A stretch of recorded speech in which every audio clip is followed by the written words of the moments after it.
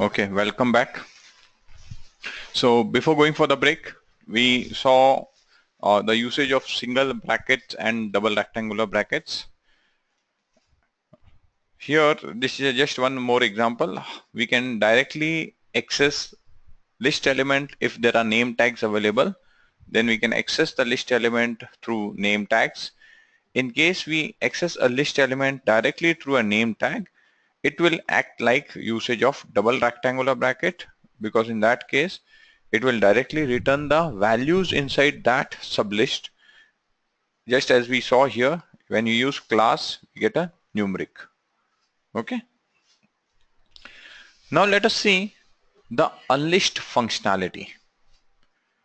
What was the definition of list? A list contains objects which can be of different types. A vector contains sequence of objects which will have to be all of same data type. A list can contain sequence of objects which can be of different data types. Now, if I unlist a list,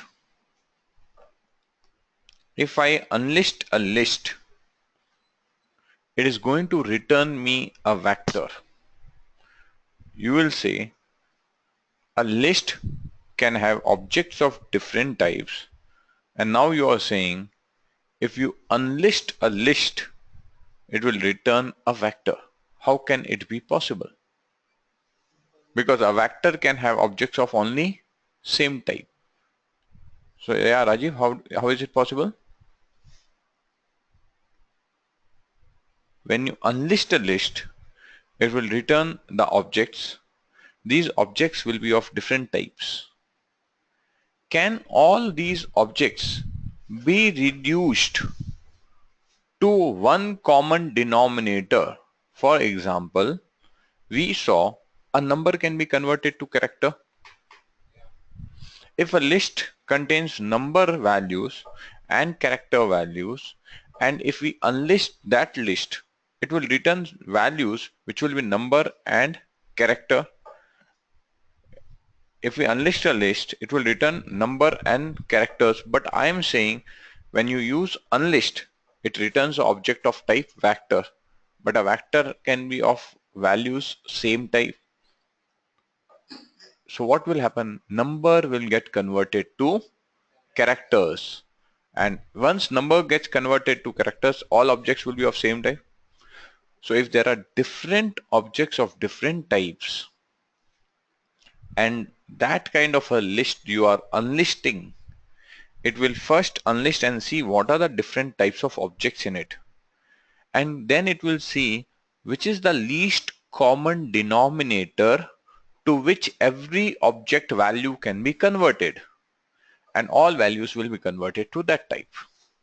Okay, so let us see that. We have a list L1. Let us now start seeing unlist functionality. Let us first quickly see L1. Let me erase this. Sorry. Control L is a shortcut to clean the screen of console. I've cleared the control. Control L is the command to clear the console screen.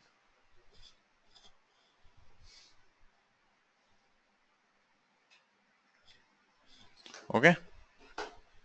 So when I type L1, let us see what is L1. L1 has got value 20, K2, 50. So one is K2, other two are number. Now if I unlist this L1, and now I see, can you see double quotes coming around? So I get class of this will be character. When do I get class as character or numeric? If the object is of type vector. So in a vector, it will see what are the type of values in it, and then it returns the type. Now let us see list L2. It has got again the same thing. Now one of them is name, other is age. Let us unlist it. It shows both of them as.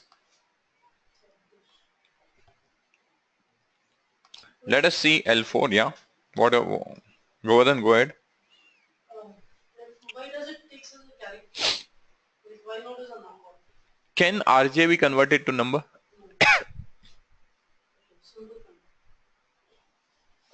Now let us see L4. Here there is a list element 1, list element 2, list element 3, and this is vector element. This is number, this is character, this is number. So these are part of the first object. These are part of the second object. Let us unlist it. Now let us see. So now you see it has got list element 1. It becomes the first parameter, first element of vector. This is the first value is 20. List element 2.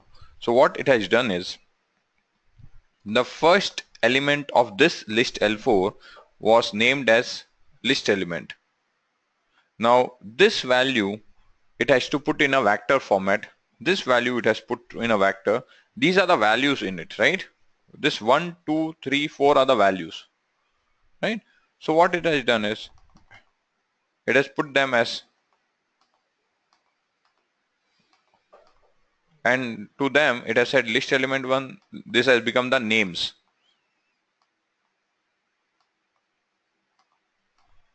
Yeah. So the rule is unlist returns a vector. In the example 1, the list did not have name tags. As such, the vector created from unlist does not have same. In this example, I do not have name tags, so it will not have name tags. If there are name tags available, in that case, the vector elements will get the names also. And in the final thing, this vector element had 4 values. So it is showing vector element, vector element, vector element, vector element. 1, 2, 3, 4 are getting suffixed. In our case, when we executed, it had list element also. There were 3 elements. So it has said list element 1, list element 2, list element 3. Yeah. For each values, it has given a name tag also. So this is what is the concept of unlist.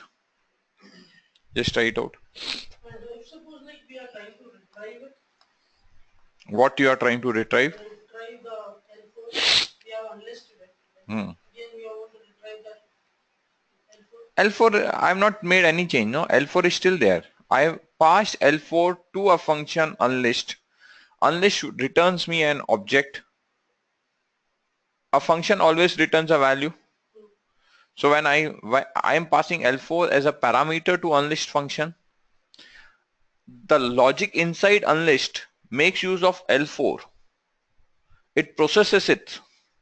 After processing it, there is something it has returning. What it is returning, I'm storing by name UL4. I'm not storing it by name L4. I'm not overwriting L4. So L4 is still there. L4 is still there. Okay, I understand. Are you getting? Yeah. The values are still assigned, it's just that the view of the content is going to be different. No, no, no, no, no. By unlisting it, By unlist, see, it's like simple, my friend. Unlist is a function. I'm running that function on a input, and to that input I'm giving a list object. The objective of running that function is to see what does that function do. As simple as that.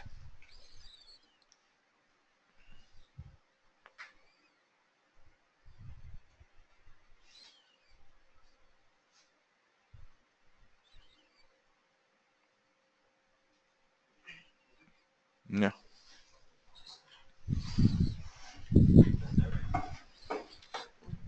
so this is my list.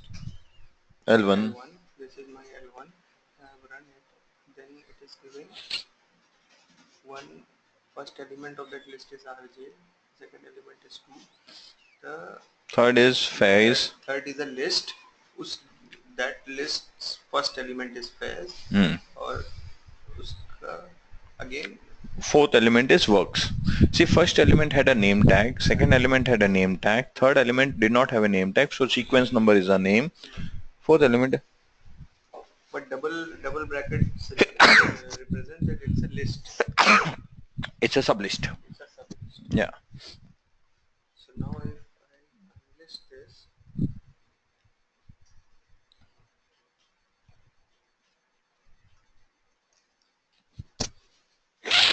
What's the motto of doing this? Motto of doing this is to make you programmatically slightly aware of some syntaxes.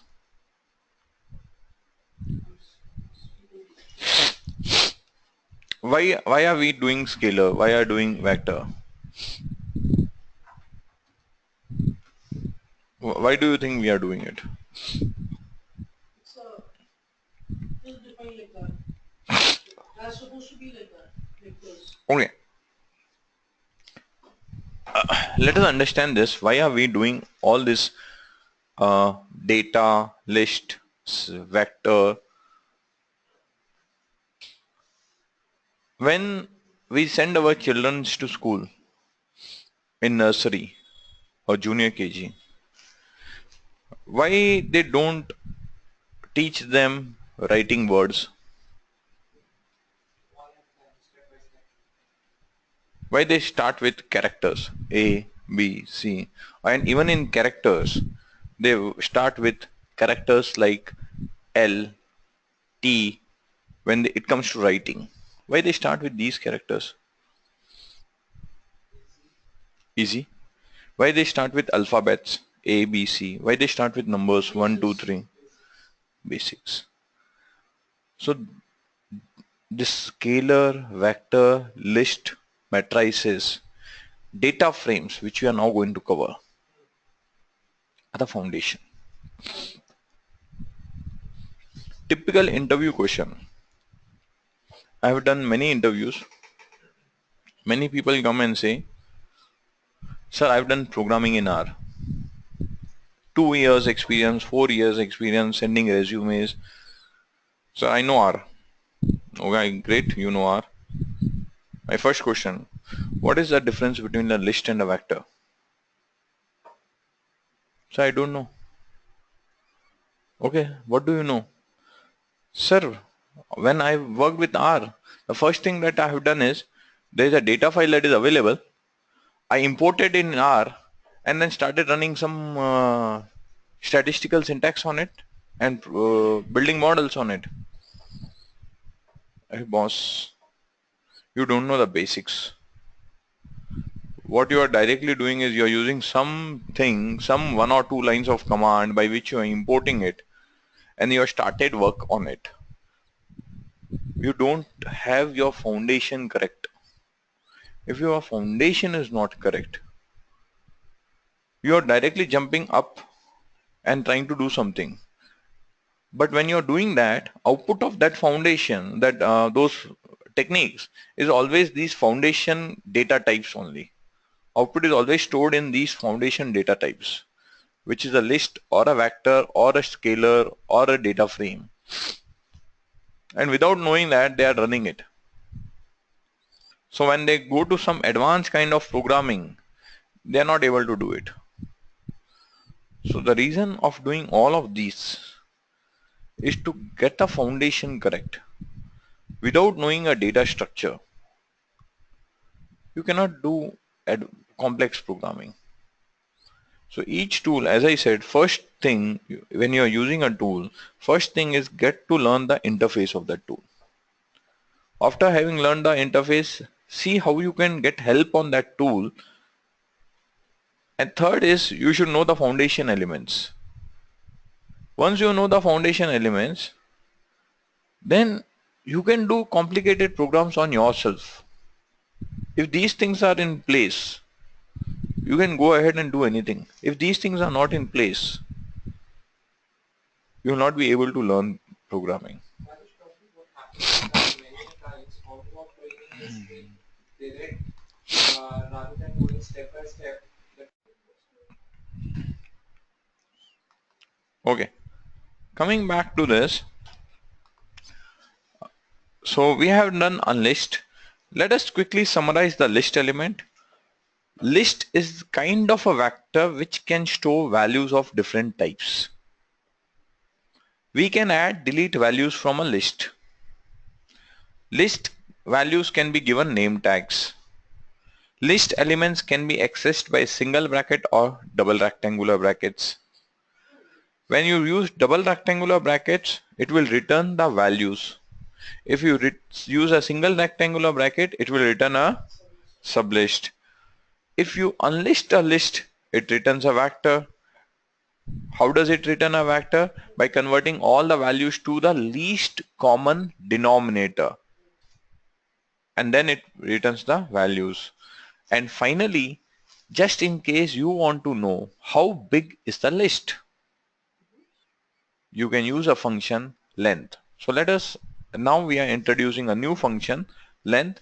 Length function helps you identify how many items are there in your object.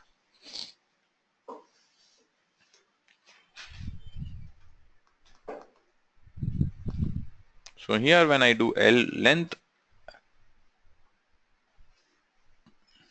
L1, 3, length L2, 2.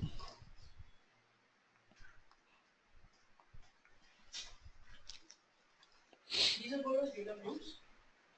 These are called? Data views. No, we have not yet gone into data frames. We are now going to go in data frames. This is just to know. Now again, I will keep drawing parallel with Excel, mainly because Gopal wants to draw parallel with Excel. Okay?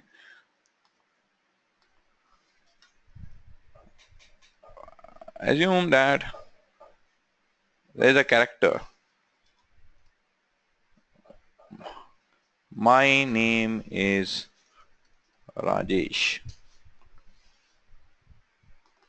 At the end I put a space also, I remove that. Equal to, in Excel we always put equal to before we call a function, right? len 17. What is saying? There are 17 characters in it, right? The point I'm trying to make is there are similar functions available in different tools. Okay, so here 17 is giving you how many characters are there in this cell. Likewise, there will be a function called nchar in R to find how many characters are there in this string. Okay, for example, if I would have created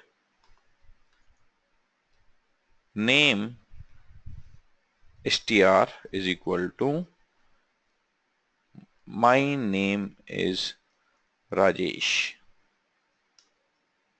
I've created a variable name str and assigned the value my name is Rajesh. I want to know how many characters are there. Let me use length. It's just a name. Some name I've given. No, okay, length, it will not be this one. In this char, the function would be char, I think so. No, wait. Len. Wait, it's not there.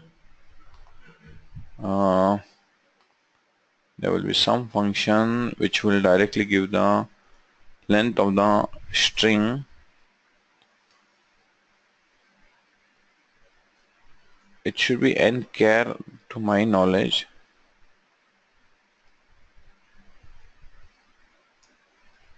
But it is nchar. I was typing that only. So nchar. So what I am trying to say is there will be in Excel this function is given the name length, len. In R this function is called nchar. There is another function called length. There are different types of functions. Each programming tools will give you functions. What a given function does, if any point of time you want to find out what a given function does, you have to know, you have to do this simple and enter.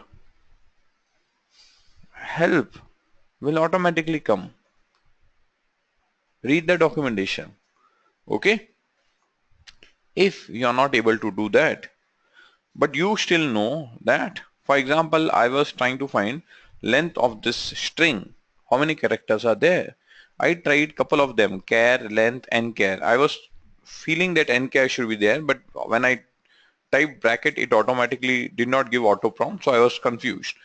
Okay, probably for the time being, I assume I don't know this nchar. What do I do if I don't know this function also? Simple. Open your Chrome, find length of string. See, it gives all this thing. I don't want in C, I don't want in Java, I don't want in JavaScript, I want in R. In R. How to find length of a string in R?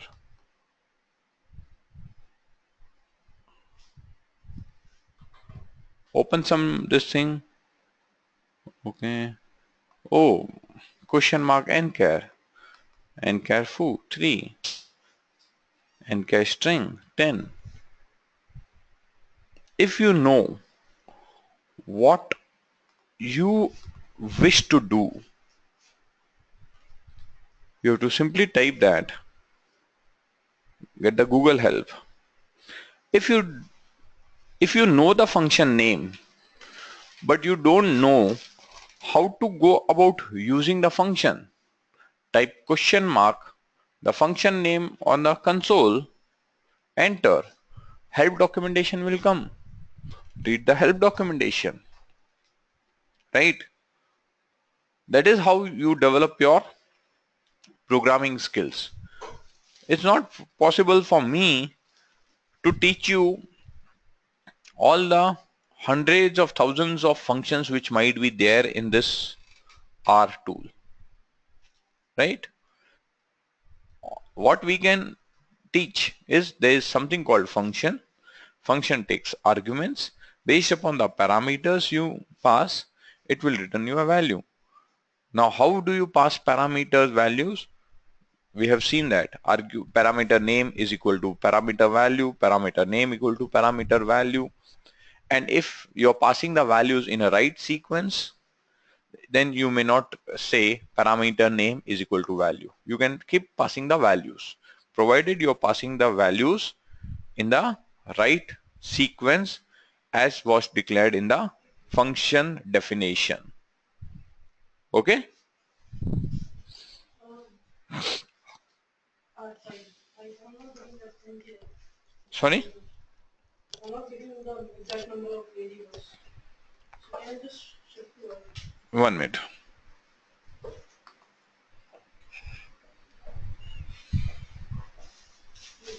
So here I said I declared a name string and then I passed that this object name here in the function and I got the length. Also, CHAR. Versus CR.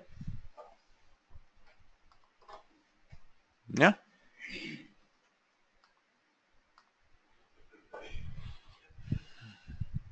Yeah.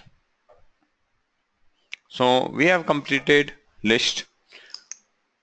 In next hour or so, let us complete the data frame concept and then we'll call it an end of day today. When you work with data, do you always have data as one column format? No. You many a times have data where there are many columns. For example, if you have to create, say, a student master, okay, if you have to create a student master, what you will say, the first thing is you will have a roll number for student.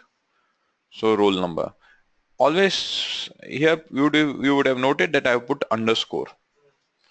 As a anyone who is a programmer, if he is going to use this kind of tool also like Excel, automatically by default he is not going to write the column names like this. A programmer will always write column names either like this or like this, because variable names, what is the naming convention? Variable name, what is the naming convention?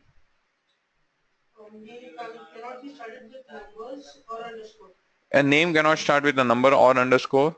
A name has to be alphanumeric. Name can have underscore or dot. Dot is allowed only in R. Many other programming language don't allow dot also. So all programming language allow name to be alphanumeric and underscore. That's why if you see any programmer, if he or she will create a table, that becomes a natural thing. Roll number, then you will have a name of the student. Probably you may want to split as first name, so you may say F name, L name, okay, gender, age, uh, qualification, last highest qualification, so anything, something of that.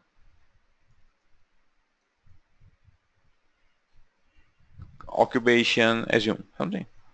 This is how you will create it. And instead of age, probably you would be interested in date of birth, not of age. So probably if I put like this, and probably here one more column, enrollment date.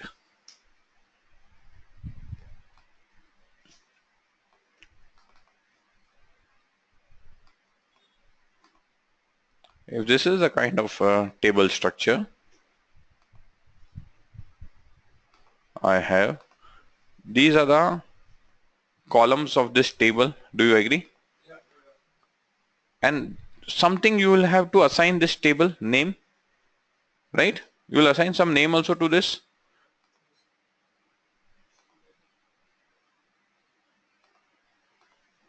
Probably student master.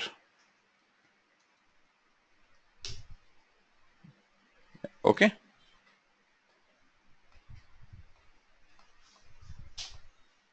So this becomes your table. Now you will keep varying values here, values here, values here. Yeah. Roll number. What types of values will come in a roll number? It can be numeric or it can be alphanumeric. Right? If I give the roll numbers as MBA001, which means to say it's a marketing, ENGG001, then it will be say engineering. BCom001, BCom002. Probably if I give that kind of a row number, it will say which department, and in that department what is his or her roll number. So it can be either numeric or alphanumeric. F name, characters. L name, characters. Gender, character. DOB, DOB will be date. It will be date. DOB, DOB, date of birth.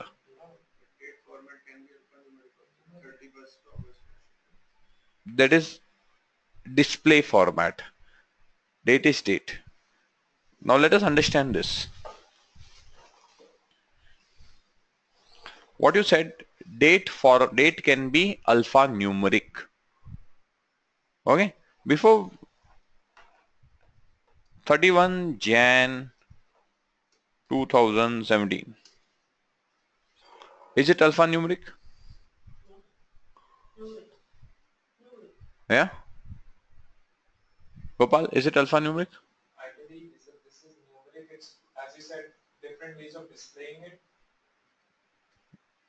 Govardhan, Numeric. Weber? It is numeric. If I say this, format cell, number, it is a number 42766. Okay, this is a number.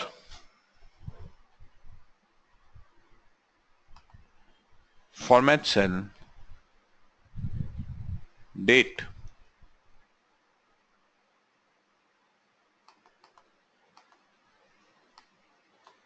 I'll use probably this formatting, is 1 Jan 1900.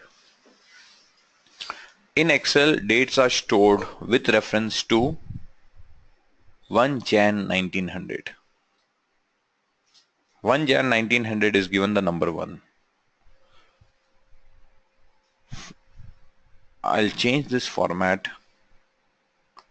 Remember, this number is 42766. I'll change this, apply this format to this. So it is 31 Jan. Let us compute the difference between these two things. 42765 plus 1, because 1 Jan and then ahead. 42765. It is 42766. You getting? That thing, when we are seeing a date, and if we are seeing date as 01-Jan-2016 or 01 Jan 2017, whatever it is just a representation. In the background, it is stored as a number, but typically we don't call date number as number. We typically call it as date because it's a special type of a number, okay, which starts from certain reference date. Yeah, so here it will be of date type. Let me add one more column. Instead of occupation, let me make it age, or instead of this one, highest occupation, this one, I'll make it age. What will be the value in age? Numbers. Occupation, characters. Enrollment date, date. All values here will be alphanumeric. All values here will be characters. All values here will be characters. All values here will be characters, date, number. So let me put data types. Alphanumeric means character only. There's no, in R, there's no format called. This is character. This is character. This is character. This is date. This is number, numeric. This is character. This is date. If I create a vector saying roll number, if I see only this column, can I say it is a vector? If I just for the time being ignore everything else and not think is it as an Excel, if I have roll number, a sequence of roll numbers in R, can I say it is a vector? Because everything is of type character. What is the rule of a vector? All values of same type. Similarly, F name is a standalone vector. This can also be a vector. This can also be a vector. This is also a vector of type date. This will be a vector of type numeric. This will be a vector of type character. This will be a vector of type date. If I got a sequence of vectors which are of same length, which means all of the same number of elements in it, and if I place them parallel to each other like this, as I've shown in this structure, the structure which I get, we call it in Excel table. We call this a table. If I can have this similar structure in R, I'll call it a data frame. I'll call it a data frame. Okay. So let's come to the concept data frame.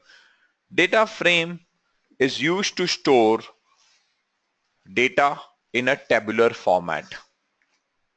What is a tabular format? Table has got columns and rows. Agreed? In this structure, if I put data of one student, it is a row. If I access this column, it is a column. So data frame is used to store data in a tabular format.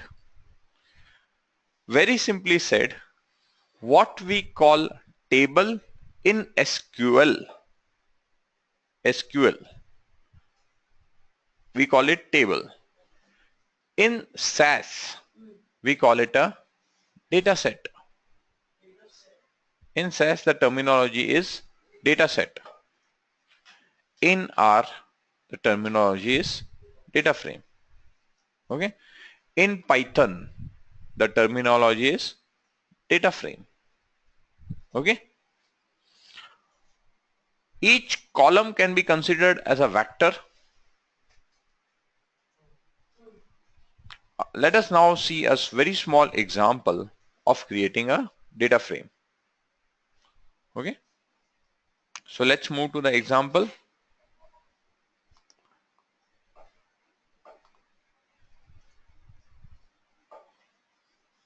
So this is my example.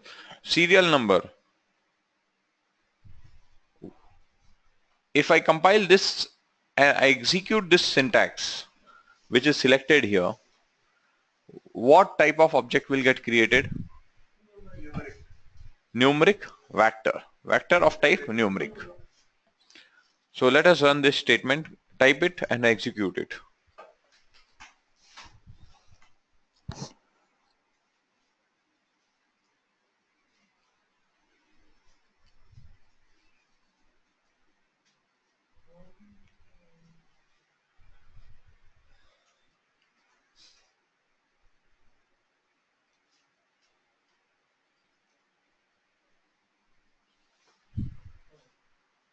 Yeah, done. Let us see the next statement. If I select this and execute it, what will it create? Vector. Of type character. This vector will get associated with the variable object named as name. Okay. So let us do that. Why are we putting colons for characters here? Can't we just use colons without the character without the colons? Double quotes. Then we have to unlist it. No. If I don't put double quotes,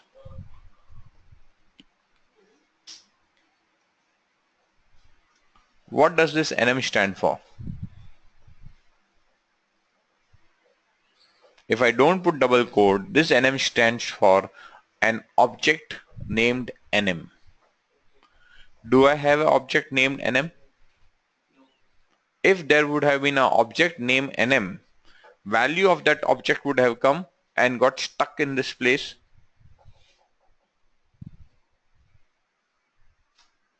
Okay. Then we are creating a third vector, age of type numeric.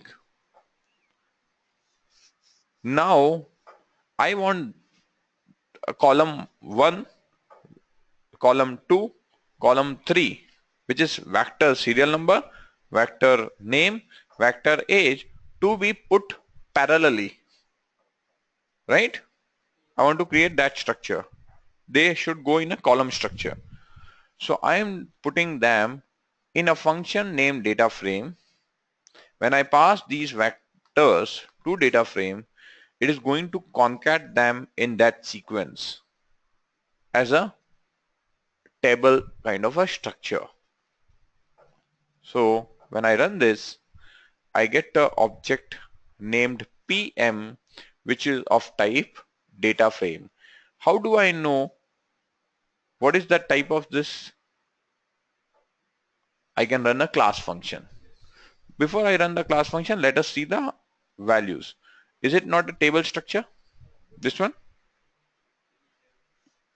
Yeah.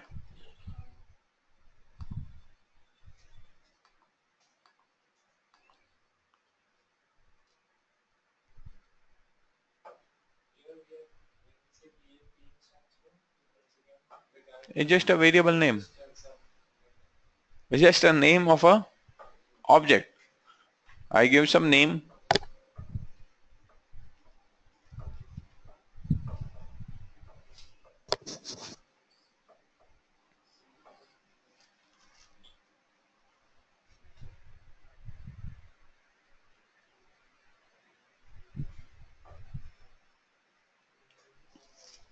Let me create the same structure in Excel instead of using this one. So if in Excel, if I would have to create, I would have like this. There are 3 columns. I would have named as PM. Then this would be SR number. This will be name. This will be age. 1, 2, 3.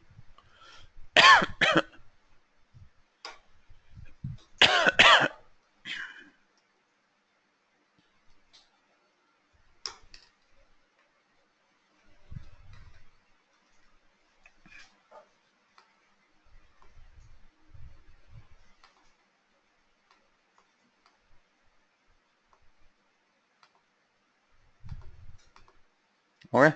So this is my table.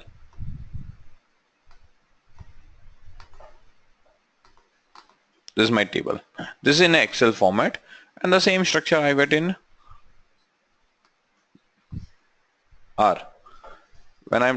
If you want to see this in a grid kind of a format, you say view, V-I-E-W, V is capital.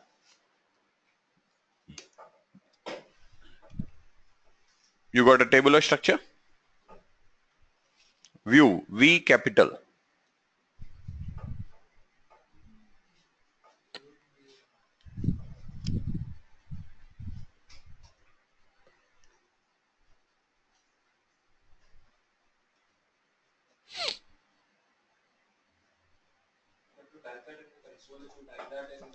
No. It should work, right? You could have typed here also.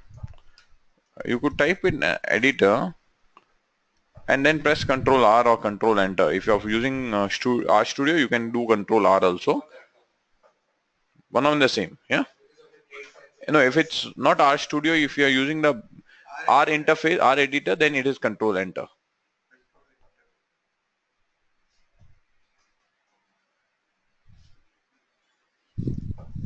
Your cursor has to be in that row. V is capital.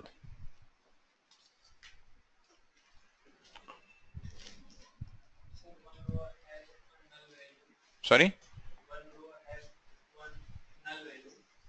So data is when data is which में मैं फिर भी null value छोड़ दिया उसका जो 3/2 का कर देंगे तो ये दिखाएगा.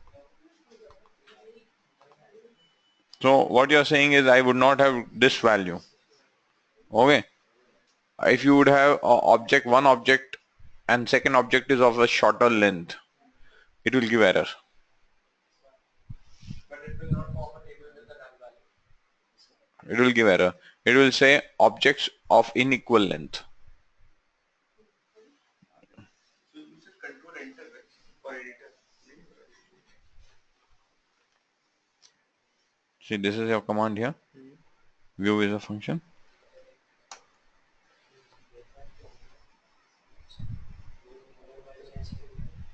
Sorry,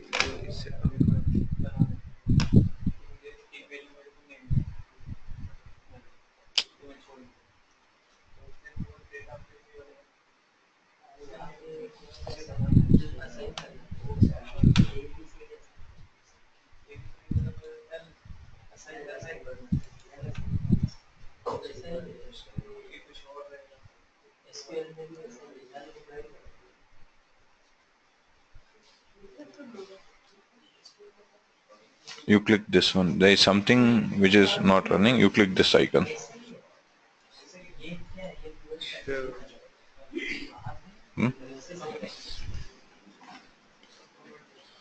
Okay. So we have seen the output in a grid-like structure also. So data frame is a table. Is this concept clear? Okay. Let's move forward. If I want to access a particular cell, so this is a grid. I want to access a particular cell where the value is AK. How do I refer this? So basically this is a second column and this is a second row intersection. Agreed?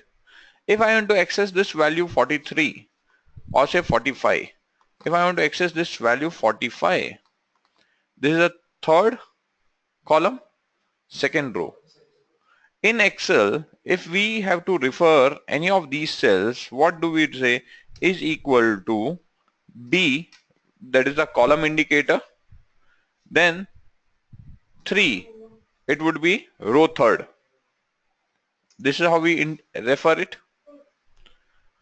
So in Excel, we first give the column indicator and then give the row indicator, which means we need to pass two parameters.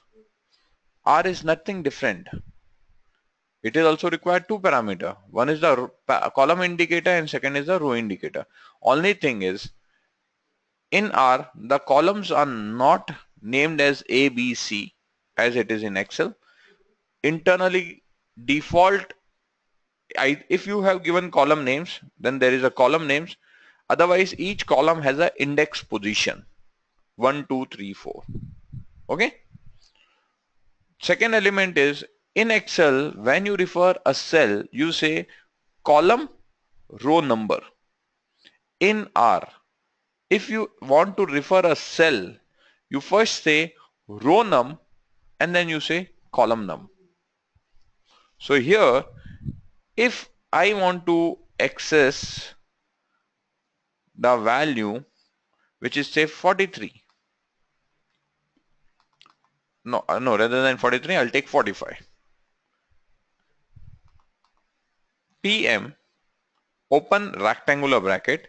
When we were using list, we were opening rectangular bracket and then giving the row position, element position. So first row element I have to say 45 is in which row number? I have to say 2. But if I say 2, is it in incomplete information? It is in which column? I have to say 3. Yeah. So this is how you refer cells of a data frame. Row comma column. It's very simple to remember. In Excel, it is column comma row, column suffixed with row. Here you have to say it is reverse. Very simple. Yeah.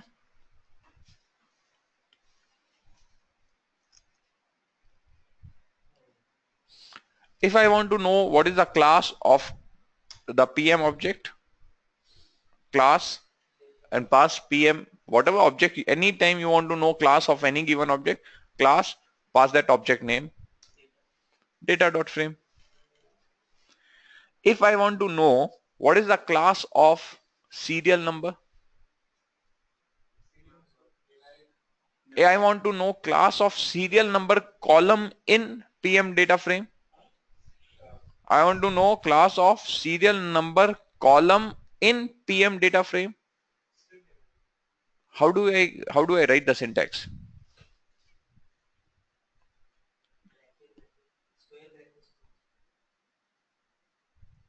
Square brackets can be used. When you were referring list L1, Gopal,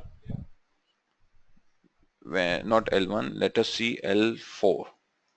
You asked me this dollars are coming. If I wanted to refer vector element directly, I could have done L4 dollar vector element and still got the values.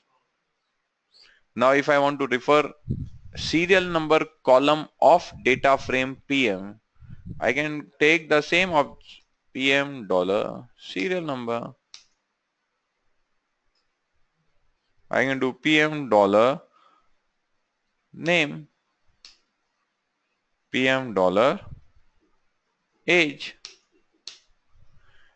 If you want to refer a column of a data frame. You can say data frame name dollar the column name. Very simple. Yeah, let's type it.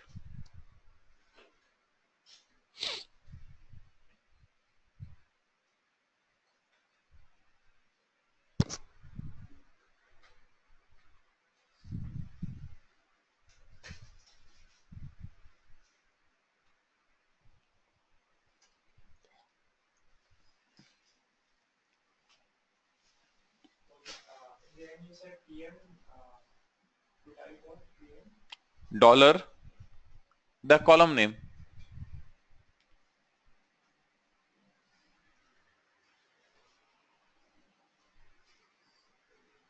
Yeah,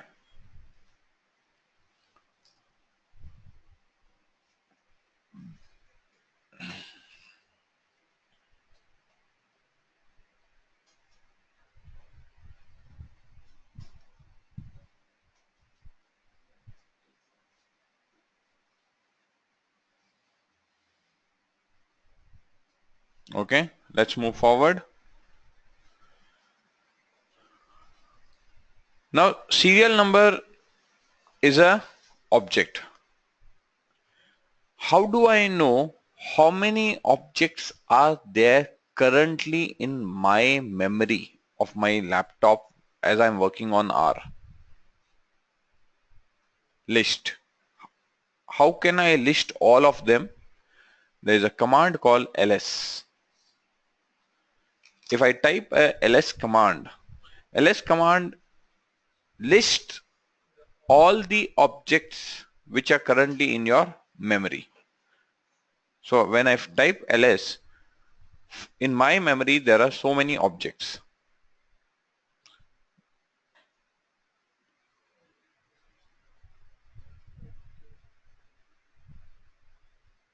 Okay. What is that number?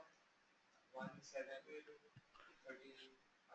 13, See, one is basically first object is A, second object is B, third object is C, fourth object is age, fifth object is B, sixth object is B, seventh is the object is. Yes. Yeah. Okay. for that row, that is the number, and then Yes. you can just accept it. Yes. I want to remove objects from memory. Now, why you want to remove objects from memory? No. Reason why you would like to remove objects from memory. Where are all objects getting created? RAM. Right? All objects are getting created in RAM. I have, what is the RAM of all of your machines? Each of you, what is the RAM of your laptops? 4 GB, 8 GB. Typically we work with the 4 GB laptops. Assume you're working on your laptop. You have loaded a big data set. That big data set has consumed 1 GB of RAM. Now you have done some processing on it. After doing some processing on it, you created another object of it. What will be the size of that object? Probably again 1 GB. How much of your RAM is consumed? 2 GB. By default, because your operating system and other services are also running, they will also have occupied memory. Now you are doing more and more functionalities. It will keep consuming memory. Almost 4 GB of your memory exhausted. Now you run some syntax. What will happen? It will say out of memory. Because where are all objects created? In memory. In R, everything is created in memory. All processing happens in memory. R is in-memory processing tool. R is in-memory processing tool, which means all objects, whenever if you have to do any processing, it has to be completely loaded in memory. SQL is not a in-memory processing. In SQL, data is stored on hard disk. When you are doing processing, a block of data is taken out of hard disk, a copy of it is taken, read, put in memory, processing is done. If that block after processing has to be rewritten, it is rewritten on hard disk. If it has to just do aggregation and not rewrite, aggregation number is in memory. If further data has to be read and more aggregation to be done, it will be read, it will go in memory, processing happen, that aggregation will be there. The data which has to be stored always remains in hard disk. If there is a 10 GB data of a particular table and your memory is 4 GB, SQL will be able to process it. Why? Because it will take a block, put it in memory, process. If it has to be rewritten, it will write to hard disk. Take another block, process, write to hard disk. That kind of software is not called in-memory processing. A software which requires full data to be in memory when it is being processed is called a in-memory processing. R is in-memory processing, which means most important resource is R. In R is RAM. That's why cleaning the RAM is very important. If this analogy is not understood, let me take a practical analogy which is related to human psychology. You are disturbed by some particular problem in your work life. Because of that, your brain is continuously thinking of it. If another problem is given to you to solve, will you be able to process it? Either difficult or would not be possible. Either it is difficult or it will not be possible, because your memory is occupied, your mind is completely occupied by that. Now there is no more space in your mind for another problem to be tackled. Now if there is another problem that comes to you, what do? Either you will say, let me prioritize, keep this problem aside, which means you are now moving it out. So similarly, if there is a certain object in your memory and if that object is not important, where the point is, if you are disturbed by a insignificant problem, then you should keep it aside, remove it from your memory. If it is a significant problem but you are not able to tackle it now, what you should do is you should park it for some time, which means there are two possible solutions. If my memory is consumed in R, either if the object is not important, then I should drop that object, delete it. So what I can do is to remove that object. For example, all these X, Y, Z, A, B, C that we created, are they important? No. I want to clean up my memory. I can say RMZ. I can say RMY. I can say RM small y also. RMV. What about clearing everything together? I will do that. No. Okay. I'm removing certain objects and I'm doing list again. Can you see the number of objects that have been are reduced? From 33 to 32. If certain problem is important in our life, we park it for some time and then we'll tackle it. So similarly, if some object is there in my memory which I want later, don't drop it, save it. Save something here is important. Say PM is important. Save PM.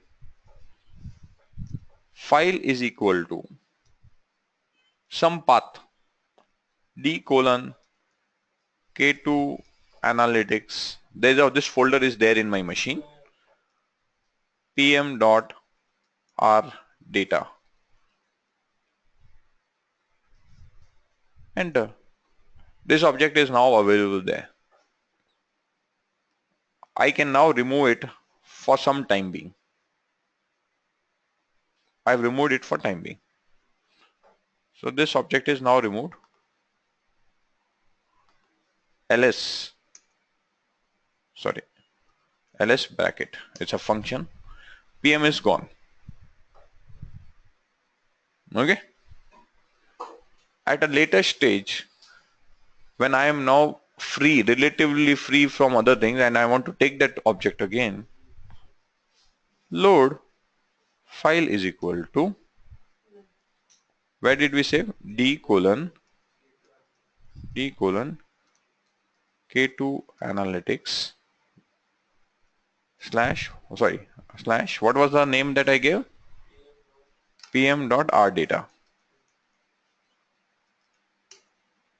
ls, that object has come again. Yes, PM has come back. Govardhan, this is where it is. Okay, and here that is not there. Okay, so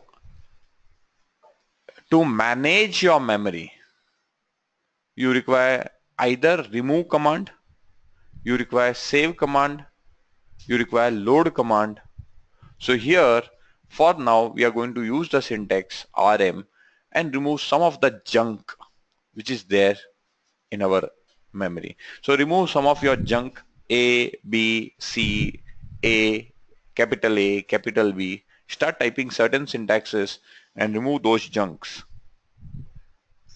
Do not drop PM as a serial number.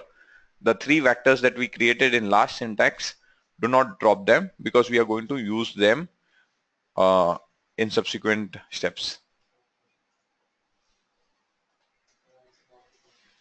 No, that's why I said don't drop it. Yeah. Do not drop age, serial number and name and PM.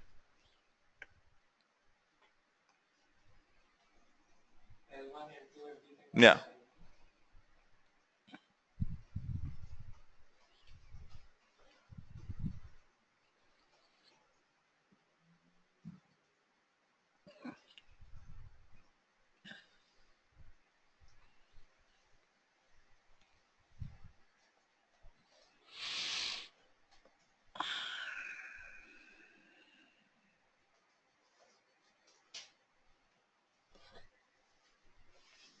What are these colors?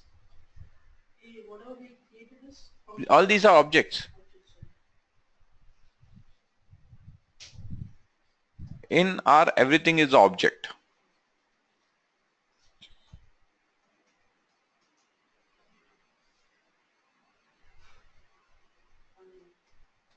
Are they in small caps?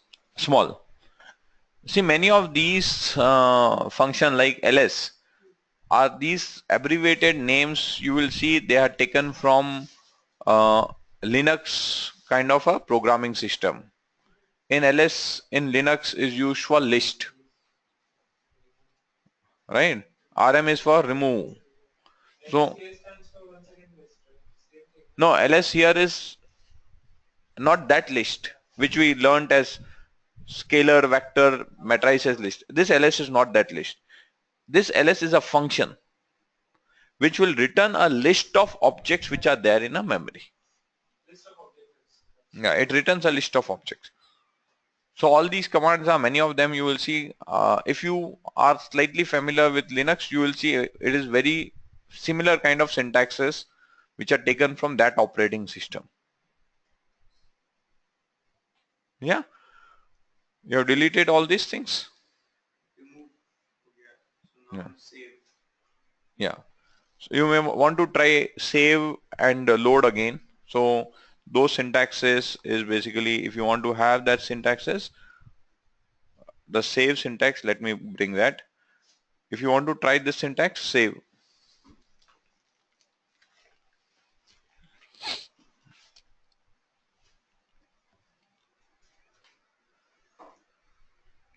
Just try the save syntax also. The folder path which you are giving should be there on your machine.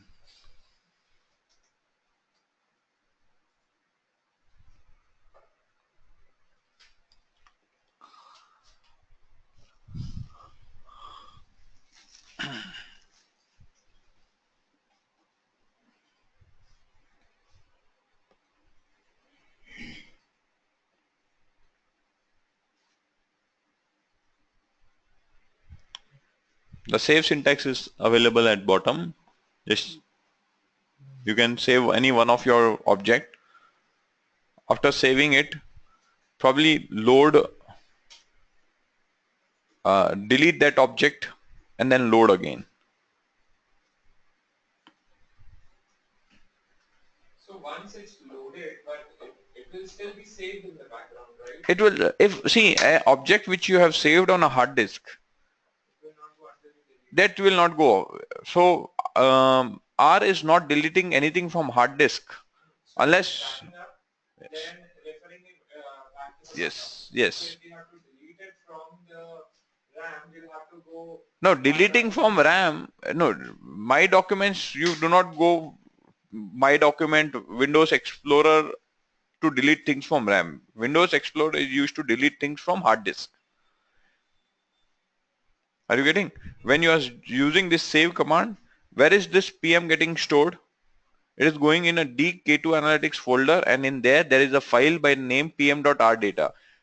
You just run the save command, go to your folder, you will see a file by name pm.rdata getting created. So once it is loaded back, that folder is still going to be there in K2 Analytics? It is going to be there. Okay.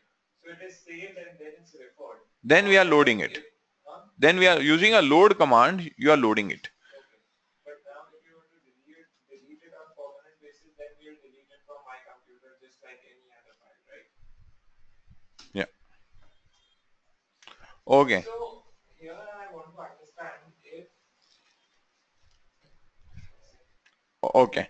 Now just one more last syntax before we call it end of day.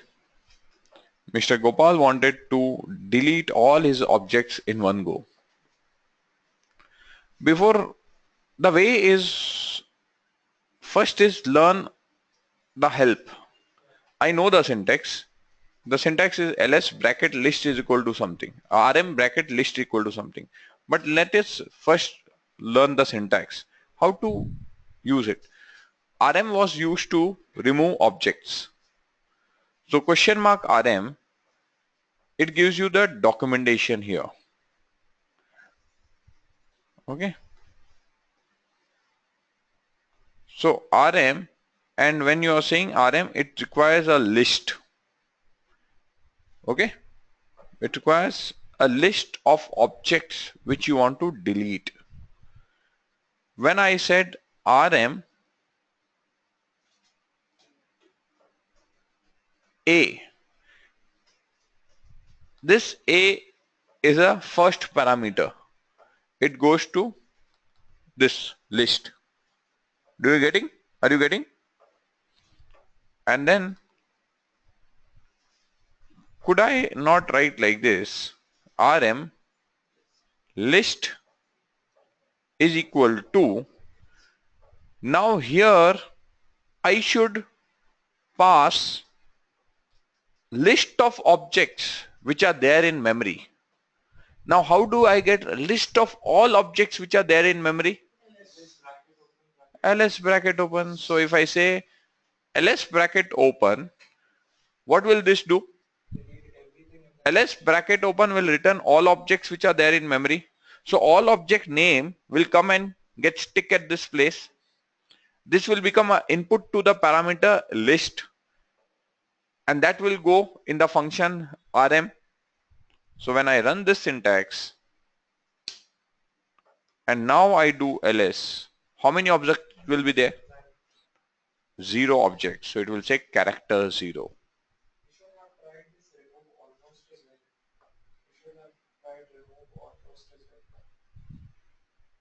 There is this one almost everything in the working environment.